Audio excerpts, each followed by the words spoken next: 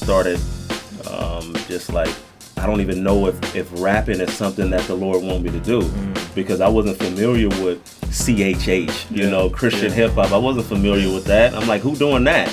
You know, and who gonna listen? Yeah. You know, because obviously it existed, but I wasn't listening to it. Sure. So I didn't know I could be a Christian and rap too. Let's get the people what they want. The Wado Radio Show. DJ Wado here, man. We in Brooklyn. Got the West Coast homie. What's going on, my A brother? Doulos, what's up, man? You got it. Thanks for having me, It's man. good to have you out here, man. Yes, sir. We was just commenting, you got the New York look already with the hoodie and the... That's why I should have stamped it with some bass stuff, man. you got the Warrior joint up there, though. Yeah. You got the Warrior joint up there, yes, man. Sir. Yes, sir. First time in New York? Yes, sir. How you liking it, man? Man, it's overwhelming, man. The first time to see it, all the lights, all the people, man. But the lights is crazy. I like the feel of it. of it, man. I think I wanna come back. I don't got a lot of time this time, but I'm gonna come back. And really check y'all out. So you know what?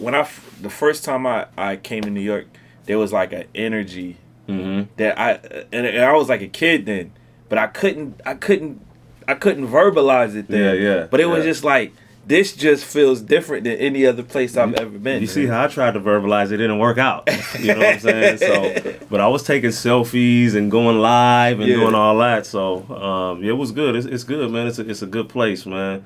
Good place. You can do some good work here. Yeah. Do some good work. And you're doing some good work, brother. You're doing some good work. Hey, man. The Lord is good, bro. That's all I can say, man. Amen. Hey, so look, I want to do this, man, because I think probably for a lot of our viewers, a lot of people watching this right now, they're like, yo, who is this guy? This is a new artist for us, man. Yes. So it's like you have this amazing testimony. So I just want you to share with everybody, man, just, you know, who you are, man, and how you got to this point in your life, brother.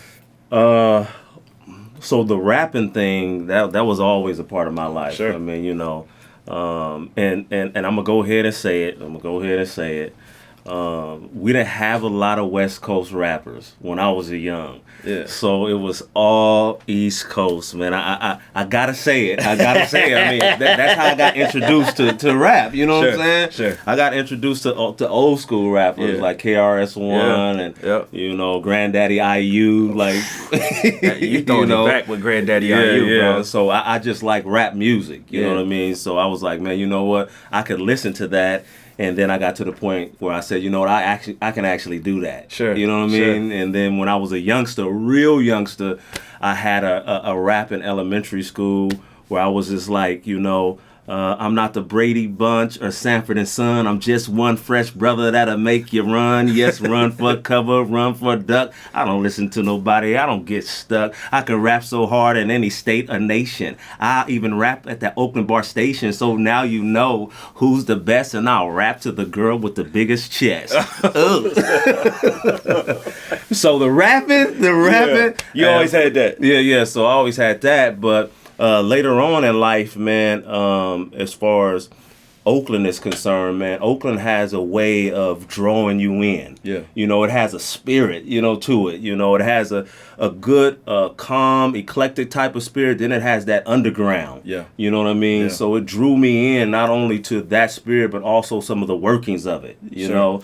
So during that time, while I was involved in being led by that spirit, I got into a different kind of rap, and that's when I started rapping with Too Short. Yep. You know, so we was rapping in the hood. That's the Bay legend, right? Yeah, yes, sir. And he put us on. He heard we were selling tapes, making the little cassette tapes. He heard we were selling them, and said, "I want you to come down to Dangerous Music for us," you know, and in West Oakland.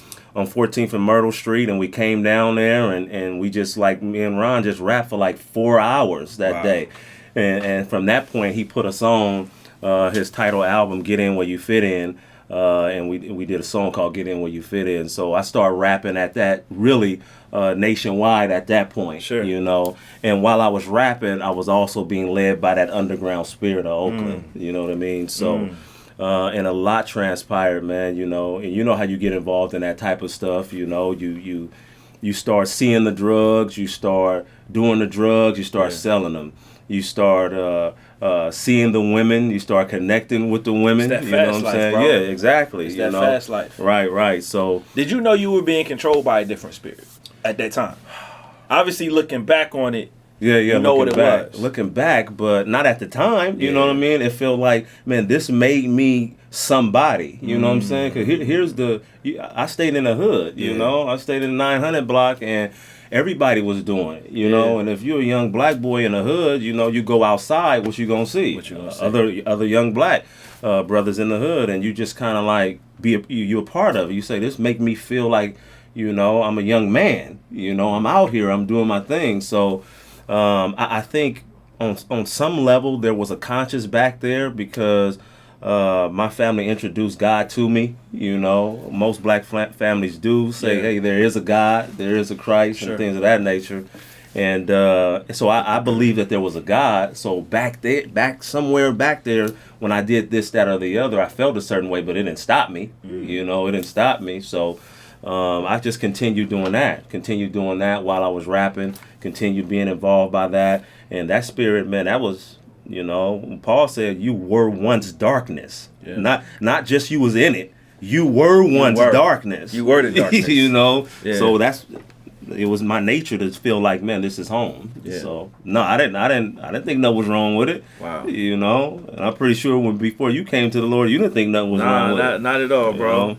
And you don't think you could be influenced by satanic forces. Right. Like you don't think about it like that. You don't call it that. You won't call it that. You know what I mean? Yeah. You know, but the reality is that's what it is. That's what it is. That's what it is. So what pulled you out of that situation? Like, you're with Too Short, and you're somebody. Yeah. You know, in your hood. Right. You got the ghetto celebrity thing popping. Definitely. You know what was that turning point for you that made you want to say, okay, like, this life really isn't what God has for me? Yeah. Well, really the turning point is when Rappin Ron, who was my co-partner in Bad Influence, he just abruptly died. You know what I mean? So he had a tragic accident in Oakland on 98th. I got a call from his mother. She said, hey, Anthony, Ron been in an accident. He's at the hospital, you know. And I'm like, man, you know, she said he's talking and everything is good, but he has some internal bleeding. I need you to get up here. So I was like, man, I'm going to talk bad about this dude. This dude wrecking. We're going to talk bad about him. But when we went up there, he had already came out of surgery. We went in the operating room, or it wasn't the operating room. It's the room that you go into after it. He probably was 2 times larger than his frame naturally was. He was swollen up from the internal bleeding. And at that had point, to be scary to see that, bro. It was different. Yeah. I done seen people head get busted, dead bodies in Oakland, but I never actually saw somebody in a hospital where you had the heart monitor go flatline. You know, so that's what happened. I go in there, the pulse was getting weaker and weaker, and then all of a sudden it flatlined, and then my rap partner was dead. You know, so at that point, it changed my whole thinking. Like, it didn't change me right away, but it stopped me in my tracks. You know, it's like, man, like we working on an album. We were working on our second album. And then all of a sudden he passed away. So that made me think about the frailty of life, you know, how brief it is and how instantly it could be taken away, and how it could be taken away from anybody at any time, you know. And at that point, I started to think about my own. So when Ron died, it kind of initiated my mind focus towards life. So his dying kind of made me want to live a little bit more, you know. So at that point, I'm like, how do you live? Because I'm living physically, but how do you really live? And at that point, I think the Lord was drawing me in from that moment, you know. So he took a tragedy and then just started pulling me in, because I was open at that time. He stopped me in my tracks and I was open. So at that point, you know, there's just some other history of how I actually came to the Lord. But it took a while. It took about 3 years for me to actually become a child of God, for me to say, I surrender. You know, I surrender. And then at that point, I was like, okay, this is a new journey. Did you go to church at all growing up? I did, moms and pops try to drag me, you know what I mean? But I didn't go to hear the gospel, you know. Want to check the girls out. Yeah, oh, definitely. That was going to be the first thing I say, And I went to a couple, and they used to have this, one of the churches I went to, they had this, like, I don't know, it wasn't sourdough, but when they took communion, though, it was a nice loaf, and they had it cut, like this, it was cut, the squares was cut, but it was sweet, you know what I'm saying? So they took communion, and afterward they take it upstairs, I go grab a handful of that. You had some of that banana nut bread communion. It was something like that, bro, some cinnamon spice or something, but... I definitely don't think it was unleavened because that thing was a loaf. It was a loaf like that, so... Yeah, so that was, I went, because moms, like I said, we had that foundation. I believe in God, so moms, and they drug me to church, but it definitely wasn't to connect to the Lord. It was like, I'm living in your house, so I got to, but once I got older teens and stuff like that, I wasn't home at all. So, Sunday morning, I wasn't going to be at no church. Yeah. I was going to be out in the streets, so.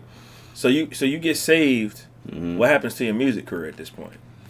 After Ron passed away, I did a few more secular projects. I did an album with Ant Banks, who's a producer out there who used to produce a lot of dangerous music stuff. For Too Short.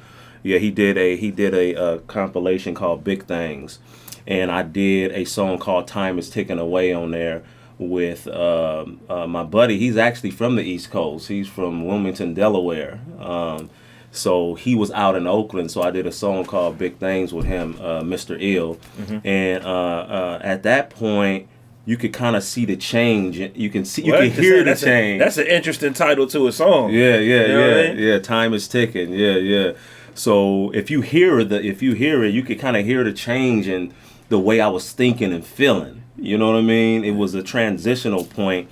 So I did that, and I did another compilation called Cell Block 2, because we did one Cell Block compilation when Ron was alive, and then we did another called Cell Block 2, and those were the last projects that I did secularly before I said, you know what, I'm gonna stop altogether and just focus on the Lord, focus on getting familiar with Him, because I wasn't in that book like that, prior to. I was doing all kind of other stuff, like looking at televangelists and stuff like that, saying, man, I ain't got to go to church to believe in the Lord. I just have my own personal Bible study, I know He made me, so this is how I'm going to do it. And then, so I stopped. I stopped for some years. Focused on the Lord, just read the Word from cover to cover and just was like, man, who is this God that I've been hearing about? Yeah. Like, who is He, And then I got to build a kind of foundation from that point, and I started just like, I don't even know if rapping is something that the Lord want me to do, because I wasn't familiar with CHH, Christian hip hop. I wasn't familiar with that. I'm like, who doing that? And who gonna listen? Yeah. Because obviously it existed, but I wasn't listening to it. Sure. So I didn't know I could be a Christian and rap too, So for probably about 3 years or 4 years, I didn't do nothing. No music. Nothing. You're just chilling. I wasn't chilling, but I wasn't but you know what I mean, musically. Yeah, definitely. I took a hiatus on that, and I got different types of feedback concerning rap music. If you're a Christian, you don't supposed to be doing no rap music. You know what I mean? Hey, I went through the same thing, bro. So I went through the almost to a T. With the DJing too? Yeah. So I'm like, dang, even if you saying, man, Jesus is the Lord, even if you say, man, this right here can change your life, I still can't do that? You know what it is, man? I think a lot of, and I hate to say this, but a lot of traditional black churches that have older pastors that didn't grow up on hip-hop. Hip-hop means something different to them than it means to us. Right. They don't have the personal connection that we do through the music at any point in their life. And so a lot of it is just the stuff they see on TV, and they're like, man, all that has negative messages. Right. You need to just steer clear of that, young man. Yeah. You know what I mean? I mean, that's changing, obviously. Right. But that's been that. It's still a generation gap. It's big, man. And it's, again, I don't want to knock baby boomers because my parents are baby boomers. Mm-hmm. But a lot of baby boomers African American church folk Right. can't stand hip hop. Yeah. Yeah. They still look at it as y'all stole James Brown's music. Right. Right. You and know they what was I mean? listening to James And Brown. start cursing on it. Yeah, they was listening to James. Yeah. I mean, and he was having some of the same exactly stuff. same conversations. Yeah, exactly. That we was having. Yeah, he was dealing with it all. So, yeah, man. So that was disheartening, you know, because that's our culture. It's a part of me. It's a part of us. It's a part of me. I don't, like I said, I don't mind being a old grandpa rapping. Yeah. And if one of them youngsters run up on me, I say, I got these bars I got for some you. bars for you. I got you. You know, I'm 67, but I got you. Let's go. You know, you don't know. You know what I'm saying? So, yeah, that was a hard part, you know, but I was okay with saying I'll put it on the back burner if I could be right with the Lord. Yep. If me putting it on the back burner allows me to have a relationship with the King, you know, that's a no-brainer. Yeah. You know, that's a no-brainer. If I could do it and have a relationship, man, and then the Lord just lavishing me at that point, you know, he just giving me a whole bunch of extra. So like I said, I just did that, man, for a while, you know, prayed about it, had many conversations about doing it, you know, and I still was kind of doing it on the under, but it was for my my inner circle, you know. I was just like, man, I like it. It's therapeutic, you know what I mean? I could still write and rhyme, but I'm gonna just talk about the Lord. So I had a little inner circle that I passed out CDs to, or when they came to the house, we listened to it. It was like, man, that's cool. That's kind of nice. It's all good. And did some little private shows, you know, underground, you know what I'm saying? And did a couple of that stuff, and then at some point I was just like, you know, I did a lot of fasting, I did a lot of prayer. And I don't think the master is going to be upset with me if I do this music and I do it glorifying him. You know, so I said, let's do it. And then I was doing it on my own for a long time, man, for a few years after that. And then I met my brother who said, dude, you know, you need to stop playing. You know, you need to get this out there, and you need some help. And I was like, man, I'm good. I'm good. But we do need help. Period. Especially when you're making a transition like that. Can't do it all, bro. Exactly. So after that, man, we just started doing some work together, man. And then with his help and the Lord blessing, man, we just started making some stuff happen. Start getting back into the game, man. Yeah. You got a project out right now? Yes, sir. The Proclamation. The Proclamation. Yeah, the Proclamation. And that's the first real project on Caruso Music. So Caruso is our independent record label that we have, which is Greek for proclaimer, herald, public proclaimer. So Caruso Music. So it makes sense to call it the Proclamation. That's it. I didn't realize that's what Caruso meant. Yeah. And then my name, I used to be Ant Diddley Dog from Bad Influence. So now I'm A Doulos. And the Doulos, again, is serving a slave to the Lord. So the Proclamation is out right now, man, and it seemed like it's underground, you know, and I'm not sure. Like, Christian hip hop is a trip, man, because you got like mainstream Christian hip hop, and you got underground Christian hip hop, and it's just like, man, I'm following that trend because I was an underground rapper, you know what I'm saying, secularly. So now I'm an underground Christian rapper. So nobody ever heard of A Doulos. And the Proclamation is out now. You know what I'm saying? So it's out now, man, and you can get it everywhere. And we just kind of we stay true to the craft. Yeah. We don't try to mess around and not think when we're writing and not put some time and effort and prayer into it. So I try to give those who really like hip hop something to listen to. You know, not just saying, hey, I believe in Jesus. Boom, boom, Jesus. Boom, you know what I mean? Put some boom, Jesus, you know? And that's good. Boom, boom, Jesus, you know? But, you know, I like rap, Don't too. make that.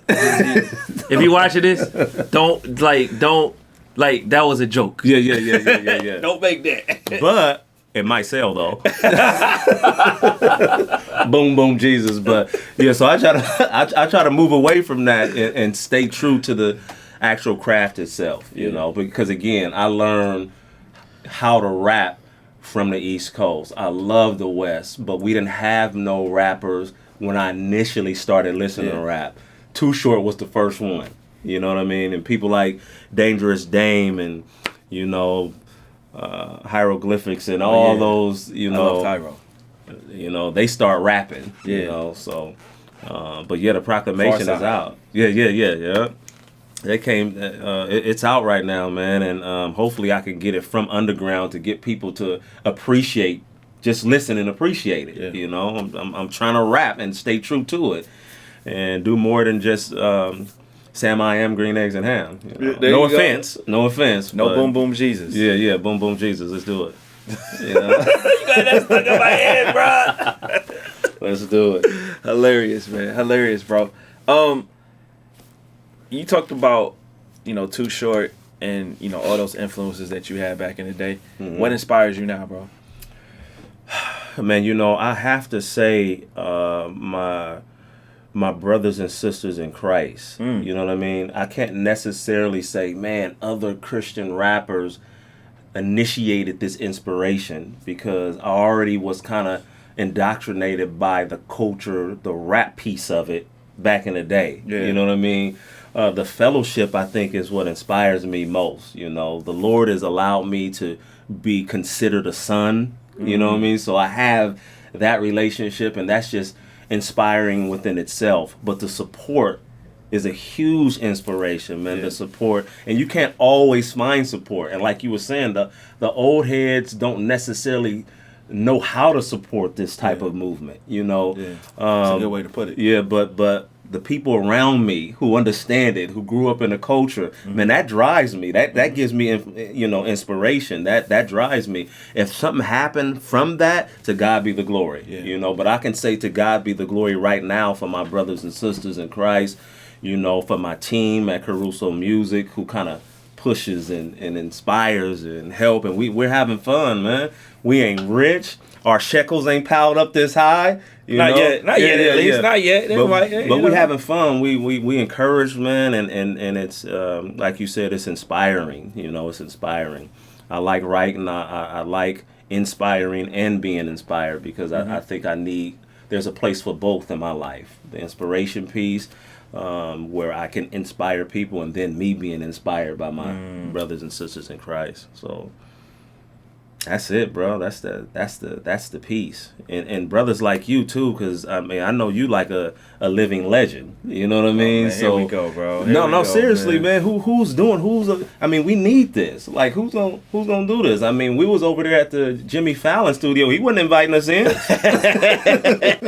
We seen the door, and I stood by it, and that was it. But he wasn't saying, "Come on in," talk about your movement, So this right here is inspirational as well. Being able to have this platform, to talk, to share, and to continue to get it out there, So that's encouraging, brother. That's encouraging. Man. That's thank encouraging. You, man. Yes, sir. You was telling me when we was eating dinner earlier. You was telling me about how back in the day, you was on one of my idols' platforms as he was coming up, Sway, man. Oh yeah. Man, Sway. Just talk about that experience, man. Sway and you talk about a living legend, man. Yeah. Sway, and it was the Sway and Tech show. Yeah, Sway. Tech. Yeah, and they had something called the 10 o'clock bomb out there in San Francisco, and we came out with our album. That KMEL? Yeah, KMEL. Okay. Yep. Okay. So you know I know a little bit. I studied this radio game a little. Right. So we went up there, man, and we got invited on the show. We went back there, man, and we was real grimy too, though. You know what I'm saying? And we didn't really make the connection between like the grimy and then the professional life. Like, dude at work, It was like, man, we didn't make a distinction. Like, dude, you actually at work. We can't just be coming in and work in your job doing whatever we want to do. So, we was kind of rough around the edges, man. Well, look, you saw Sway was about to throw them hands with Kanye. That's years later, though. Yeah. He got his game from Oakland, though, man. Yeah. He got it. But we went on there, man, and like I said, we was a little rough around the edges, man. They wasn't beeping nothing out, so we was doing our thing, man, and Rappin Ron and myself, and we got to meet him at that time, man. But we was so far removed from what he was actually trying to do. Like, he was building his career up. Yeah. You know what I'm saying? Yeah. He was actually creating history and moments and stuff we could look back on, and we was knuckleheads, man. But we had an opportunity to go on there. They spend a couple of our records. you know, and I guarantee you he remembered. I haven't seen him in years. I ran into him one other time after that in New Orleans at the Mardi Gras on Bourbon Street, you know, and that was it. But I haven't talked to him or seen him in years. But I guarantee our interview was memorable. I guarantee you. I guarantee if you say, man, you remember Bad Influence came on your show? You were Sway and Tech? Rappin Ron Ant Diddley? Oh, yeah, I remember. That's crazy. So, but Rappin Ron was like the greatest freestyler ever. So he freestyled, did his thing on there. So, yeah, man, that was some good days, man. Good days. Hey, but I heard you got some bars too, though. Man, a little bit, you know, a little bit. You know, like I said, man, we work together as a team, you know. So, right. I write here and there. I let my team hear it, and they do like this or they do like that. You know, that's our system. You know what I mean? So, yeah, I write here and there. I'm gonna set these turntables up in here, man. I already knew you was gonna say that next. Yeah, that was the setup. Yeah, that was the setup. Yeah. Let's do it. It was the setup, man. Hey, but real talk, man. Just real quick before we do that, man. What you got coming next down the pipe, brother? So Caruso Music, man. We got a few artists on the label right now. Nice. We just dropped a proclamation a few months ago. So right now we're trying to set up some shows. We're trying to push that album, and then on the back end we're working on some artists. We got right now we're working on Teach. Right now is a brother of ours who's into the hip hop pretty hard too. So we're working on him and setting up the shows, man. Doing some local stuff. Hooking up with you, trying to do some shows out here, you know what I mean, and really just keep stuff coming down the pipe. Sure. You know, trying to get people to go to the website carusomusic.com and just kind of see what we're working with, see what we're doing, and it depends on I think how we receive too. That's going to determine the direction we're going to go. You know, if we need to keep pumping our music more, that's cool. If we need to make more appearances, we'll do that. You know, whatever works, or however the Lord set it up, so we can connect with our listeners. I think that's the direction that we're headed right now. That's good, man. Yeah, that's good. Yeah. Well, look, we're gonna set these turntables up, and we're gonna see that direction. Let's do it. Let's do it. You know what I'm saying? Let's get the people what they want. Yeah. A Doulos. Wait-o. Let's go. NYC. To the Bay Area and back. Let this man rip till I vanish off the planet. With intellect that travels through the internet to intercept the incorrect and interject with men neglect. He planned this. Took me by the hand when I was stranded. Made me evangelistic to stand up against the devil's scandalous tricks. But down a cannabis stick, cause now my candlestick's lit. A chosen vessel worth more than $1 billion. Golden shekels, rubies, and precious metal. I was once what I hope on death row, but the debt that I owe for my soul was settled. Now I'm growing closer than Moses and Jethro, Jobas and Pharaoh. The road is narrow, but I keep chasing he who sees through bone and marrow. I'm in pursuit of him, so he can lace me up tight like a shoe museum, and he can take me up higher than Lucasfilm. Sold all that I had, packed my bags, then moved in with him to New Jerusalem. He brings me out of distress, looks at my affliction and pain, forgives all of my mess, considers my insignificant name. I was addicted to a terrible arrogance, then I was gifted with the imperishable inheritance, and got gifted with the perishable, and ever since the evidence of things unseen is why I cling to the hem of his garment. Now I'm not of this world like the ship of a Martin. My life is no longer inebriated. Now I'm giving it over to the seed of David, and I'm living it closer. Yeah, let's go. Got more. Yeah, let's go. Got. Hold on, don't quit and try to slit your wrist quick or risk it with frisky mistresses and promiscuousness. Cause the devil's trying to get you with his divisive schemes, entice you with the nicest things and hide you from the righteous king buried deep beneath the sea of captivity and disobedience. With greediness and mischievous activity is the ingredients of a concoction so toxic it'll eat your soul and manifest like a nest of cockroaches underneath the stove. We've all been exposed to sin, this virus that grows like mold inside us, designed to occupy us with lies, to lock your mind up and keep your spiritual eyes shut. Like Sapphira and Ananias, read Acts 5 and see how your lives expire. I urge you to search through the word of virtue before your curfew come turning around. It's time to put your bones in the ground as your soul in the found among Christ's personal possession, which is his glorious church, and your curse and working on possession. Let's go. Can't believe you got all that in here. Oh my God, bro. Wait-O Radio.